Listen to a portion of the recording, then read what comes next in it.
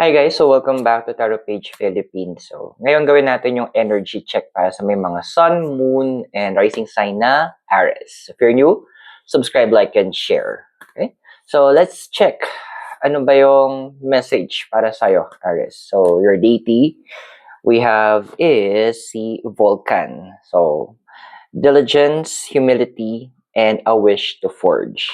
So this card is actually saying na kailangan mong ituloy yung ginagawa mo. Kasi ang dami may mga nagko-question tama pa ba yung ginagawa ko? Am I still on the right track? Kasi parang wala akong nakukuhang recognition Wala akong nakukuhang attention or even pasasalamat doon sa mga ginagawa ko. Well, actually, fortunately, sabihin ko na sa'yo, may mga taong hindi talaga marunong magsalita ng thank you or yung salitang salamat.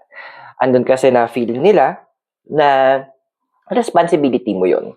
Pero ito yung sinasabi ng universe, you are the power behind the strength. You are the creator, and the creator has power over its creation. Yun yung hindi nila maiintindihan na ginagawa mo.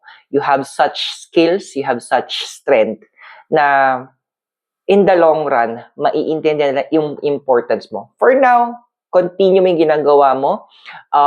Allow yourself to enjoy or yung patuloy mong binibigyang pansin kung ano yung mga kailangan mong gawin.